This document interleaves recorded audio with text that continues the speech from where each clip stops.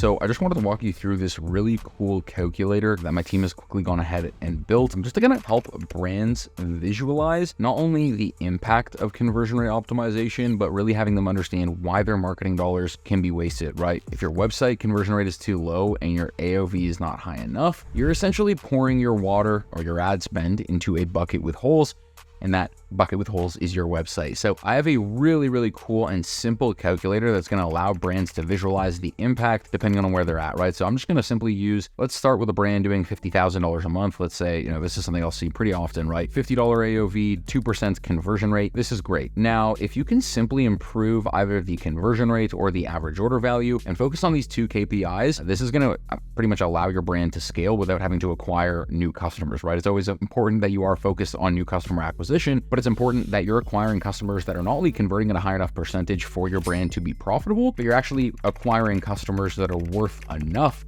to your brand that you have the margin to actually scale with paid advertising. And so if we were to take this brand from a 2% conversion rate and honestly increase it by literally 0.5%, right? We haven't touched a single thing. We've gone ahead and increased revenue for this brand by over $12,000, a 25% increase in their revenue. And that's not even touching the average order value, right? If I move this up $5, right, and improve the conversion rate 0.5%, which is definitely a reasonable increase, you've gone ahead and built the brand to doing nearly $70,000 a month with a 37% increase in sales. And obviously the more that you move these numbers, you can see how this impact will scale even further, right? We're starting with a $50 average order value. Let's say we can, maybe we introduce a couple new products, we end up changing pricing a little bit, and we change our shipping threshold, and we get AOV to a $75 average order value. But the conversion rate, now it's a little bit more expensive, so it drops back down a bit, but it's still increased to 2.2%. Again, we have now gone ahead and taken this brand to almost generating $1 million a year, $32,000 in extra revenue, simply by increasing the conversion rate in this example by 0.2% and improving the average order value by $15. And so oftentimes when it comes to scaling your brand, if you're hitting your head against the wall in trying to lower your cost per acquisition and you can't do it, I would highly recommend that you change your focus, start to think about the back end, right? Because right now what's happening is you're pouring your ad spend into the bucket with a bunch of holes, and it's just not converting properly, right? And if you can increase these numbers on the back end, all of a sudden you've improved your